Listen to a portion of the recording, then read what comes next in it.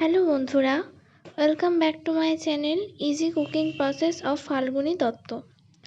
আজকে আমি আপনাদের জন্য চলে এলাম আবারও একটি নতুন রেসিপির ভিডিও নিয়ে।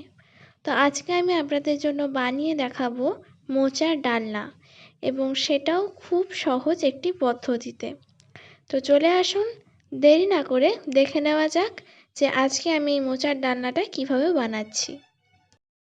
তো তার জন্য আমি এখন নিয়ে নিয়েছি ছোট সাইজের একটি মোচা, এবং সেটাকে আমি ভালো মতো করে ছাড়িয়ে এবং ধুয়ে নিয়েছি। তো এবার আমি মোচাটাকে কুচি কুচি করে কেটে নেব। তো আমার মোচাটা এখন কাটা হয়ে গেছে। এবারে আমি প্রেসারে জল বসিয়ে 5টা সিটি দিয়ে মোচাটাকে এখন আমি সেদ্ধ করে নিচ্ছি। তো আমি এখন প্রেসার কুকারে জল দিয়ে দিচ্ছি, এবং এখন এর মধ্যে আমি মোচাটাকেও দিয়ে দেবো, আর 5টা সিটি পর্যন্ত এটাকে আমি সেদ্ধ করে নেব। তো রান্নাটা করবার জন্য এখন আমি একটা কড়া নিয়ে নিয়েছি, এবং কড়াই দিচ্ছি বেশ কিছুটা পরিমাণে তেল। আমি এবার এই তেলটার মধ্যে দিয়ে দেবো 1/2 চামচ পরিমাণে 5 ফোড়ন। তো আমি এবার এর মধ্যে দিয়ে দেবো 2টো তেজপাতা এবং মাঝারি সাইজের একটা কেটে রাখা আলু। তো আমি আলুটাকে এবারে কিছুক্ষণ ভেজে নেব। তো এই মোচার ডালনাটা রাঁধবার জন্য আমি একটা মশলার পেস্ট এবারে তৈরি করে নিয়েছি।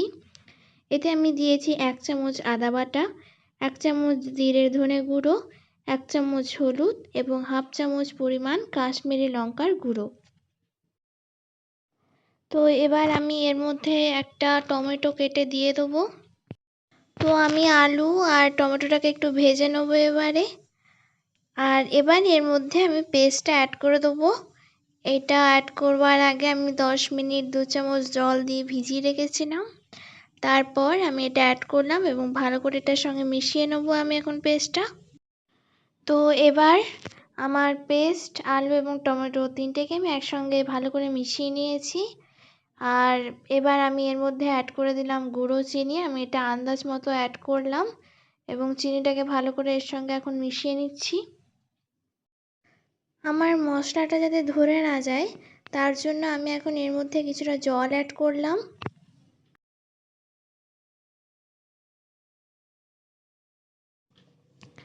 তো এবার আমি এর মধ্যে দিয়ে দিলাম 1 চামচ পরিমাণ নুন। আমি এখানে আমার স্বাদ মতো নুন অ্যাড করলাম। আপনারা আপনাদের স্বাদ মতো এখানে নুন অ্যাড করবেন। তো এবার আমি এর মধ্যে অ্যাড করে দেবো মোচা। মোচাটাকেও আমি এর সঙ্গে দিয়ে ভালো করে কষবো। তো এবার আমি মিডিয়াম ফ্লেমে 5 মিনিট মোচাটাকে কষে নিয়েছি। এবার এর মধ্যে অ্যাড করে দেবো চায়ের কাপ মেপে 1 কাপ দুধ। তো এবার আমি মোচাটাকে 10 মিনিট ধরে মিডিয়াম ফ্লেমে ফুটিয়েছি, এবং আমার মোচা এখন প্রায় তৈরি হয়ে এসছে। এর মধ্যে আমি 1 চামচ ঘি এখন অ্যাড করে দিলাম। তো আমি এবার মিডিয়াম ফ্লেমে এটাকে 10 মিনিট ফুটতে দেবো। আর এবার আমি এর মধ্যে দিয়ে দিচ্ছি কাঁচা লঙ্কা। তো আমার কিন্তু মোচা এখন একদম রেডি। আর 1/2 চামচ এর মধ্যে আমি গরম মশলা মিশিয়েই ভালো করে একটা প্লেটে এটাকে সার্ভ করে নেব। তো আমার মোচা একদম তৈরি। আমি একটা প্লেটে একে সার্ভ করে নিয়েছি। এটা দেখতে কতটা সুন্দর লাগছে দেখুন, এবং খেতে কিন্তু ততটাই টেস্টি হয়েছে। আপনারাও এটা একবার ঘরে ট্রাই করে দেখুন, এটা খেতে খুব টেস্টি হয়। এবং আজকের মতো আমি আমার ভিডিও এখানেই শেষ করলাম।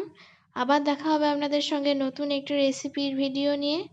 তো আমার এই ভিডিওটিকে যদি ভালো লাগে তাহলে প্লিজ আমার চ্যানেলটিকে সাবস্ক্রাইব করে পাশে থাকা বেল আইকনটিকে প্রেস করে দেবেন, এবং এই ভিডিওটিতে লাইক, কমেন্ট ও শেয়ার অবশ্যই করবেন।